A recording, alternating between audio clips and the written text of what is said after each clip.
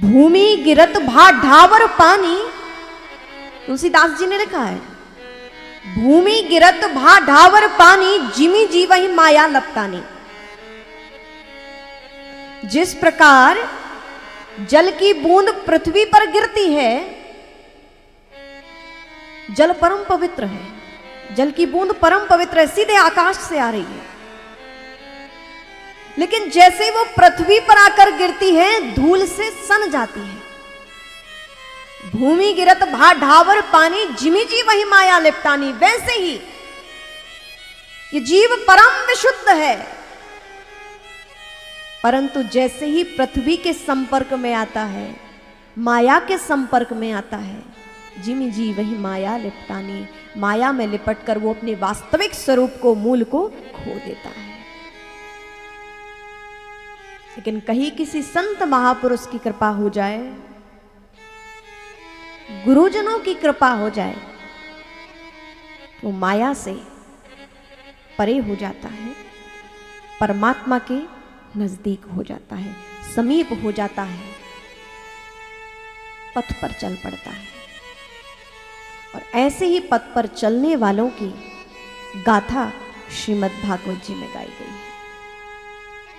सुखदेव महामुनि राजा परीक्षित को दिव्य दिव्य कथा श्रवण करा रहे हैं।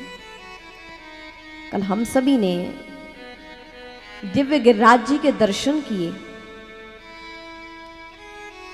बहुत उत्सव मनाया,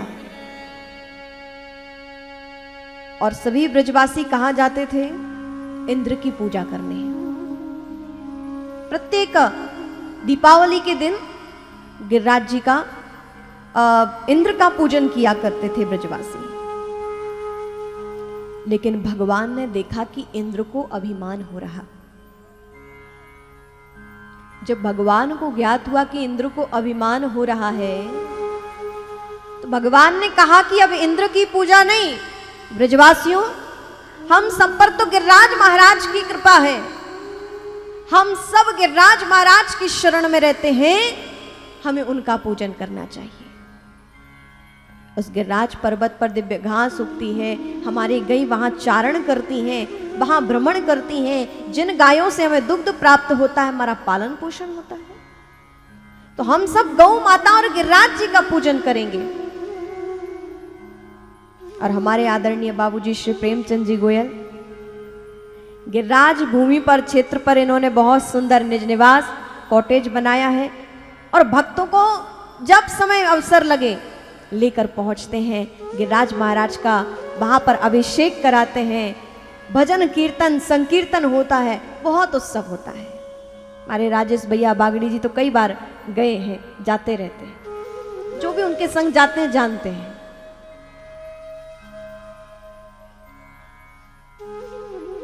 अरे बाबूजी श्री प्रेमचंद जी गोयल का निरंतर प्रयास रहता है कि किसी भी प्रकार हो, स्वयं तो परमात्मा पद से जुड़े ही हैं, का एक ही प्रयास रहता है कि हमसे जुड़े लोग भगवत पथ पर चलें, किसी प्रकार भी हो, तीर्थ यात्रा के माध्यम से, कथा के माध्यम से, निरंतर उनका प्रयास रहता है। तो उसी गिरिराज में शरण ली है उन ब्रजवासियों ने, पहुंचे हैं, गिरिराज महाराज का पूजन किया है। अच्छा, क्या भगवान इंद्र के विरोधी हैं? इंद्र देवता का यज्ञ होता था, तो क्या भगवान यज्ञ के विरोधी हैं? भगवान ने क्यों रोका कि यज्ञ ना हो? क्यों इंद्र देव का पूजन ना हो? भगवान इंद्र देवता के विरोधी नहीं, भगवान यज्ञ के विरोधी नहीं, स्वयं भगवान यज्ञ स्वरूप है। भगवान विरोधी है अभिमान के, भगवान विरोधी है अहंकार के। जब भगवान ने देखा कि हमारे द्वारा ही प्रदत्त शक्ति का इंद्र दुरुपयोग कर रहे हैं, हमारे द्वारा ही जिन्हें अधिपत्य प्राप्त हुआ, इंद्र बनने का सौभाग्य मिला, वही इंद्र मेरे द्वारा प्रदत्त पद पर बैठकर अभिमान कर रहे हैं। भगवान से सहा नहीं गया। भगवान अभिमान के विरोधी हैं, इसलिए भगवान ने कहा कि इन्हें समझाना होगा, इन्हें ज्ञान कराना होगा कि अभिमान उचित नहीं। इंद्र ने सोचा कि चलो देखकर आए, सारे ब्रजवासियों ने हमारा पूजन किया है, भेंट समर्पित की है, क्या क्या भेंट आई है, खूब सुंदर सुंदर परिपक्वान बनाकर ब्रजवासी लेकर आते हैं, चलो उन्हें स्वीकार करें। लेकिन देखा तो यज्ञ ही नहीं किया गया है, इंद्रदेव का पूजन ही नहीं किया गया है। इंद्र क्रोधित हो उठे और सुखदेव जी कहते हैं, इंद्रस्तदात्मनम पूजा विज्ञाय विहिताम नृप गोपेभ्यः कृष्णनाथेभ्यो नंद दिव्यस चुकोपसः। सुखदेव जी ने कहा कि वह इंद्र अत्यंत क्रोधित हो गए। किन पर? उन ब्रजवासियों पर जिनके नाथ स्वयं भगवान कृष्ण हैं। गोपेभ्यः कृष्णनाथेभ्यो। किन पर क्रोधित हो रहे हैं इंद्र?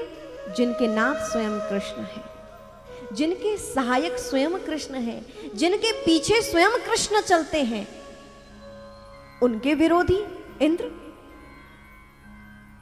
और जिसके साथ कृष्ण हो उसका कोई बाल भी बांका नहीं कर सकता। जब जानकी नाथ सहाय करें तब कौन बिगाड़ करे नर तेरो।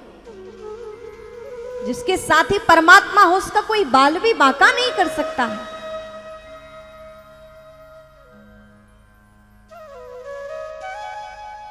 इसलिए भगवान के भक्त कहते हैं, महापुरुषों ने कहा है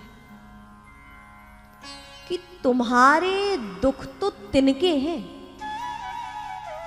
तुम्हारे दुख तो तिनके हैं, तुम उन पर विश्वास रखो जिन्होंने पर्वत उठाया है। तुम्हारे दुख तो तिनके हैं, तुम उन पर विश्वास रखो जिन्होंने पर्वत उठाया। तो क्या भगवान हमारी सहायता नहीं करेंगे? अवश्य करेंगे, लेकिन भाव समर्पण का होता। गोपेभ्यो गोपेभ्यः कृष्णनाथेभ्यो।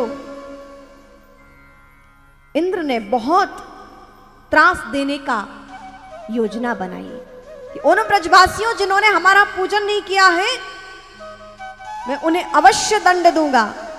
और इंद्र आग बबूला होकर क्या कहता है अपने सैनिकों से, अपने अन्य देवतागणों से।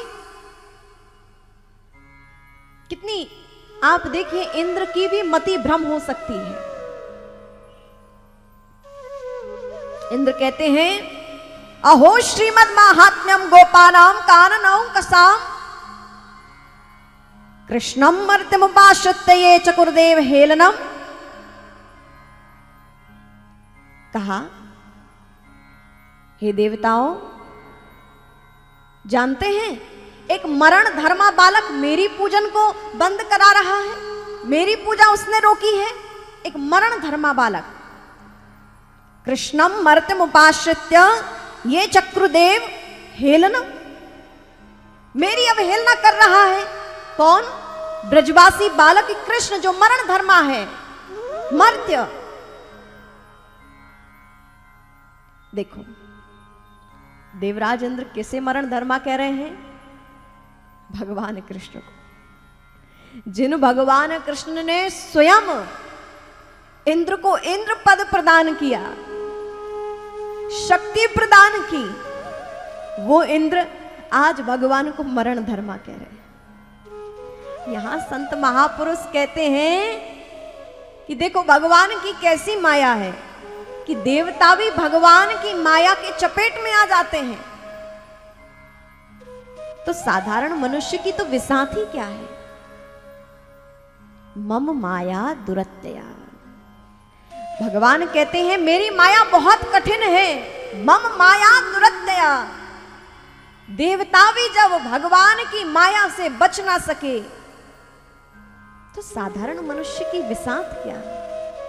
लेकिन फिर भी यदि ये मनुष्य किसी परम गुरु की शरण में आ जाए, परम संत महापुरुषों की शरण में आ जाए, तो वो जो माया देवताओं को भी ठग सकती है, संत महापुरुषों की शरण को श्रद्धा और विश्वास पूर्वक धारण करने वाले मनुष्य उस माया से पार हो जाते हैं।